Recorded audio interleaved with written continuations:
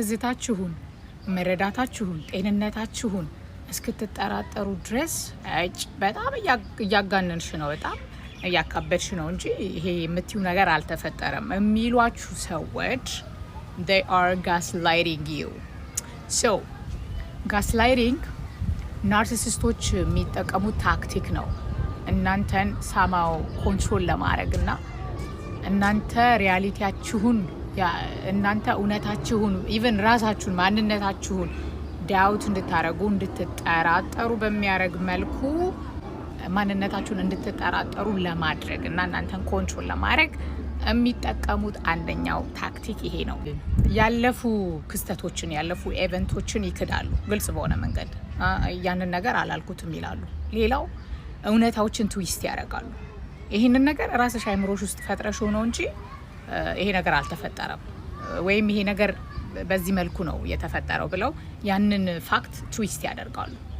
አንቺ እኮ በጣም ስሜታዊ ስለሆንሽ ነው አንቺ በጣም ኦቨር ሪአክት ስለምታደርጊ ነው የሚል አስተሳሰብ ስላላቸው ሪያሊቲን እውነታን ኳስችን እንድታረጉ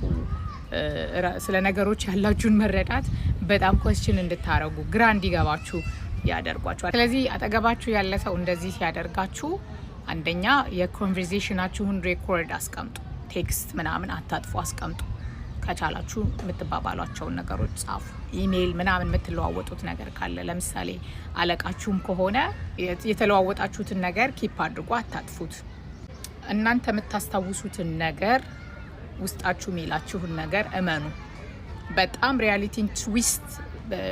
ለማድረግ ስለሆነ ጥረት የሚያደርጉት እነሱ የሚጠቀሙት ታክቲክ እንዳይሰራባችሁ እናንተ ጋር አይምሯችሁ ውስጥ ነገርየው የተፈጠረበት መንገድ ስለ ጉዳዩ የምታስታውሱትን ነገር ያንን ነገር እመኑ እነሱ ያሉትን ነገር የተባባላችሁትን ነገር የተስማማችሁበትን ነገር የተባላችሁትን ነገር እናንተ ያላችሁትን ነገር ኤቭሪቲንግ እናንተ አይምሮ ውስጥ በመታስታውሱት መልኩ ያዙት የራሳችሁን ኢንስቲንክት እመኑ ሌላው ያው አሰርቲቭ ለመሆን መሞከር would be helpful you know ይሄንን አይምሮሽ ውስጥ ፈጥረሽ ነው በጣም አጋነሽ ነው በጣም ስሜታዊ ሆነሽ ነው ምናምን ሲሉ አንተም ታስበው ይሄንን ሊሆን ይችላል እኔ ግን ስለ ጉዳዩ ማቀው የተለየ ነገር ነው ወይም ጉዳዩን በተለየ መንገድ ነው ማስታውሰው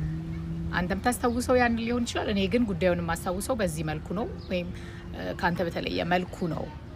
ብለን kind of communicationችን ላይ አሰርቲቭ በመሆን